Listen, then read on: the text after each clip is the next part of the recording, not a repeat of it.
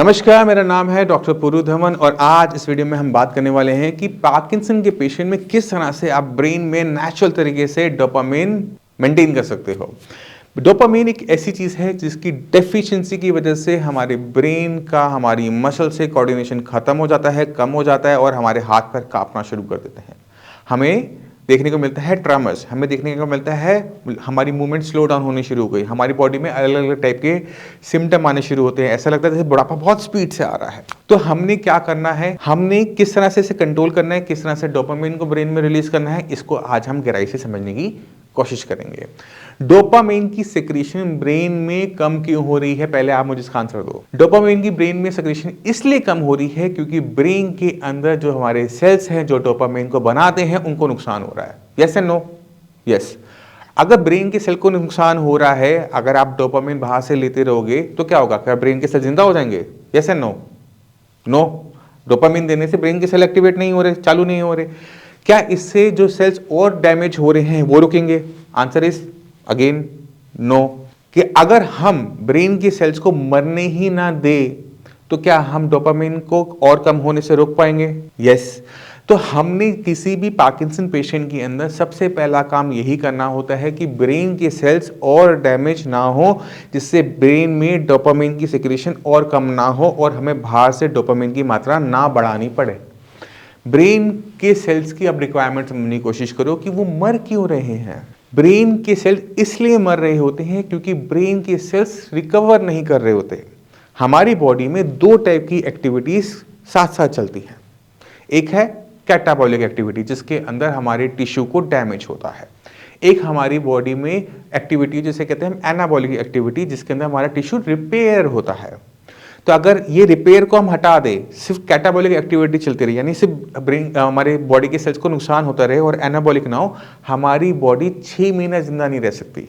6 महीने, सिर्फ 6 महीने के अंदर हमारी पूरी बॉडी खत्म हो जाएगी। क्यों? क्योंकि इसको रिपेयर नहीं हो पाई। इसको आसानी से समझना है, आपको एक छोटा सा एग्जाम्पल देता हूँ। आप गाड़ी खरीदते हो, लोहे की होती है, मेटल की बिल्कुल हार्ड, कितने साल चलती है? 10 साल, हद से 20 साल। उसके बाद वो कबाड़ी को ही जाती है। अब आपकी बॉडी आप सोचो सॉफ्ट टिश्यू की बनी हुई है, मगर वो 80, 90, 100 साल, 120 साल तक चल जाती है। क्यों? ऐसा क्या है हमारी बॉडी में जो 100 साल चल गई और लोहे की गाड़ी नहीं चली? बताओ, नहीं समझ में आया? यही हमारी बॉडी में हर दिन रिपेयर का काम चलता है। रोज डैमेज होगी, रोज रिपेयर होगा, रोज डैमेज होगी, रोज रिपेयर होगा। एज के साथ ये रिपेयरिंग प्रोसेस स्लो कम होना शुरू होता है और हमारी बॉडी में सिर्फ कैटाबॉलिक एक्टिविटी होती रहती है, रिपेयर नहीं कम हो पाता है, जिसकी वजह से हमें बुढ़ापा लगता है।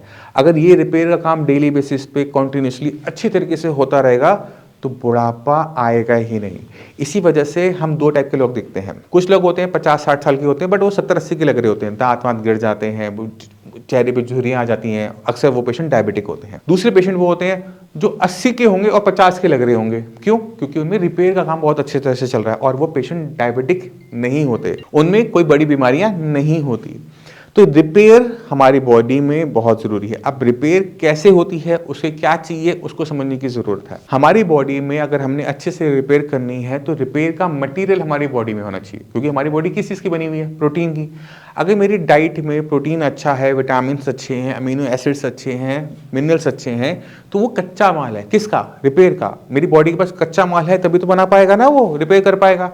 अब सोचो कि आपके घर में टूट फूट हो गई और आपके घर में आपके पास सीमेंट ही नहीं है, ईंट ही नहीं है, तो आप क्या कर पाओगे? घर को रिपेयर कर पाओगे? नहीं कर पाओगे ना। तो इसी तरह से आप जब सीमेंट लेकर आओगे, आप प्लास्टर लेकर आओगे, सामान लेकर आओगे, तभी रिपेयर करवा पाओगे किसी से। इसलिए बॉडी के अंदर सही अमाउंट में खाना, अच्छा अमाउंट में खाना और अच्छा खाना जाना जरूरी है पहले। दूसरा, कुछ फैक्टर ऐसे होते हैं जो हमारी बॉडी में कैटाबॉलिक एक्टिविटीज को बढ़ा देते हैं। पहला है स्ट्रेस। अगर किसी भी कारण से, मान लो कि जॉब का आपको स्ट्रेस है या फिर आपकी फैमिली में कोई मिसहैपनिंग हुई है, आप स्ट्रेस में रह रहे हैं, तो स्ट्रेस की वजह से आपकी बॉडी डैमेज ज्यादा उठाएगी, रिपेयर वर्क नहीं हो पाएगा। रिपेयर वर्क अगर नहीं हो रहा, आपकी बॉडी में आपको टूटन महसूस होगी, आपको हर टाइम घबराहट महसूस होगी, आप किसी चीज पर फोकस नहीं कर पाओगे और ये स्ट्रेस धीरे धीरे बढ़ता चला जाएगा और फाइनली आपको ये पार्किंसन जैसी बीमारियां या और जो बीमारियां हैं वो कोई भी हो सकती है। पार्किंसन पेशेंट में एक कॉमन दिक्कत हम देखते हैं स्ट्रेस, और दूसरी इंपॉर्टेंट चीज हम जो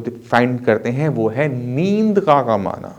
आप पार्किंसन पेशेंट हो, अपने साथ जो इतने भी पार्किंसन पेशेंट को जानते हो ना, उनसे बात करो। आपको 10 में से 7 पेशेंट ये कहेंगे कि मुझे नींद कम आती है, या फिर मैं रात को 3 बार उठता हूँ यूरिन पास करने के लिए।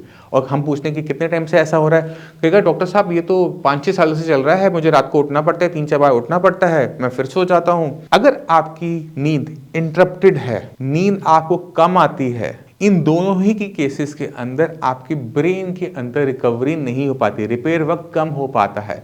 अब जब हमारे ब्रेन में नुकसान हुआ 10 का, रिपेयर हुआ 8 का, जो 2 का नुकसान रहेगा ना रिपेयर होने के लिए, वो डे बाय डे इकट्ठे होते होते होते होते इतना बड़ा हो जाता है कि हमारा ब्रेन के अंदर सेल्स डैमेज होने शुरू हो जाते हैं, इतने रिकवर होते हैं कि डोपामिन ढंग से रिलीज नहीं कर पा रहे होते, और हमें देखने को मिलता है पार्किंसन। तो पहली चीज स्ट्रेस को दूर करना, नींद को प्रॉपर करना, ये बहुत ज्यादा इंपॉर्टेंट हो जाता है पार्किंसन के अंदर हमें अच्छी रिकवरी के लिए। तो जो पेशेंट पार्किंसन के हैं, जिनका ट्रीटमेंट श्रेयास से चल रहा है, पहला काम नींद को इवैल्यूएट करो। नींद हमारी 8 घंटे की इनइंटरप्टेड होनी चाहिए, उसमें कोई दिक्कत नहीं होनी चाहिए।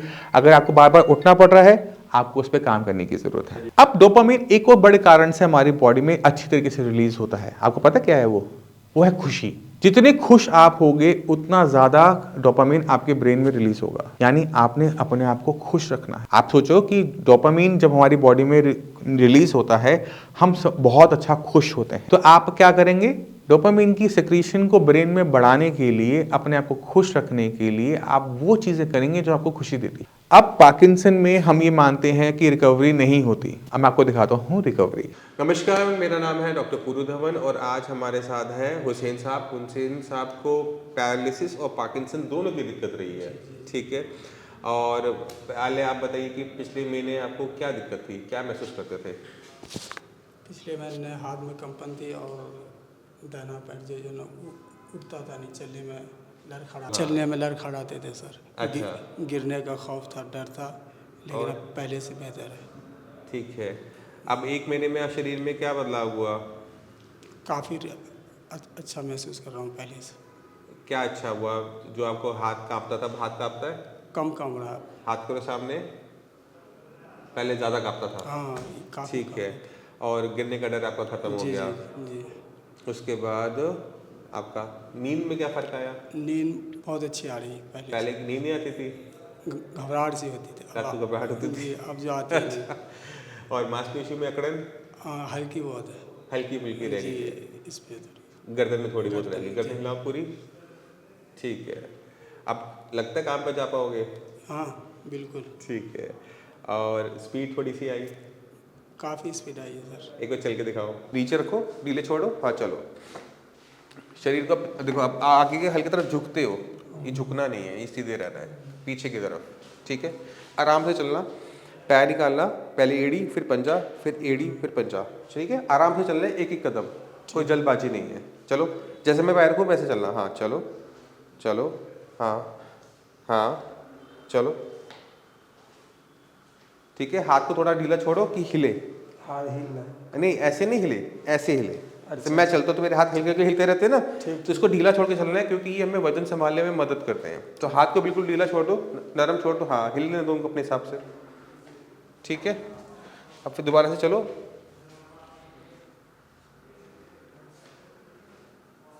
ठीक है।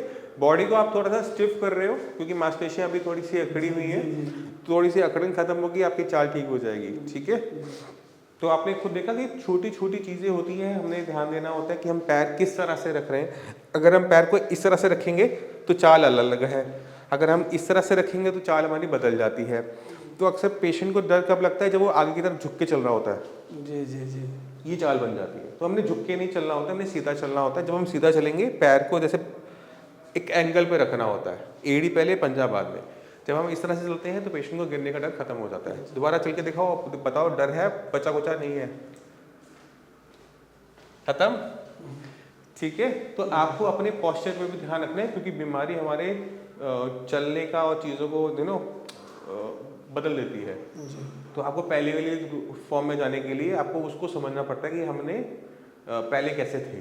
तो जब आप ठीक थे तो ऐसे चलते थे, जैसे आज चल रहे हो, अभी चल रहे हो। जब आप बीमार हुए तो आपने पूरा पंजा रखना शुरू कर दिया, ये चाल बना ली। जब हमने चाल ये बना ली, तुम्हारी चाल ये शरीर मुझे आगे की तरफ झुकाना पड़ा, डरने का खौफ, फिर गिरने का खौफ आने लग गया।